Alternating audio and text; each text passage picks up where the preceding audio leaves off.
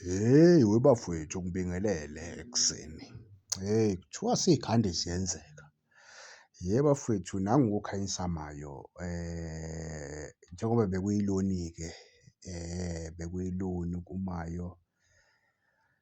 So njengoba bekuyiloni-ke so i-Chiefs yayinenakhuza-ke yayinalento le kuthiwa-ke if sigculiseka ngalo mbhemu ngoba bekuyiloni sizomthenga yabo noma somsayina kwi-permanent yasho phela kodwa uzothengwa phela uyabo. Njengoba nazi leya team leyana ukuthi yayimlone la and ibiney'nkinga naye uMayo. Engicabanga ukuthi yona leya team ayimchithanga ngoba imchitha uMayo kodwa imchithe ngoba ikwi-FIFA ban nje leya team le ibheluzi iney'nkinga naye uMayo yabo nabo futhi yabo. So yikho-ke begcine i-Chiefs imsayina-ke uMayo nge-permanent deal yabo.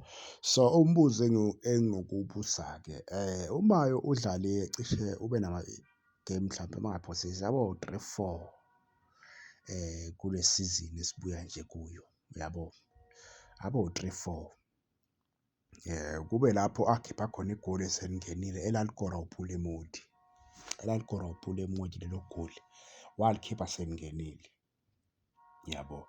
Engicabanga ukuthi ifomu yakhe uMjida yawa from lapho yabo.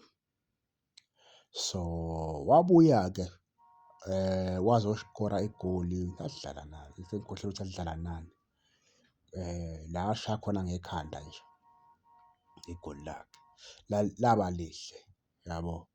Kodwa kuyo yonke nje into eyenzakalile kusizini yakhe ngeke ngithi ngigculisekile mina yabo ukuthi singamkhipha njengoba sifuna ukuwina i-league noma sifuna ukuwina ikhaphu noma sifuna ukuwina lamakhaphu la sithi sifuna ukuwawina yabo. Yena azange abe nayo umthelela otheni last season ukuthi sesingamshaya nge-permanent deal yabo. Kodwa asazi ngani zakwethu bekuyoba ngcono kube mhlampe uMayo ngoba simsayina ube namagoli mhlampe awu-4-5 kule sizini ephelile yabo. Bekuzoba ngcono kube lamagoli anawo uSilva wakhe bengizosho ukuthi hhayi no asimsayineni yabo. Kodwa manje kodwa asazi phela i-Kaizer Chiefs ithathe siphi isinqumo yini eyibonile yabo.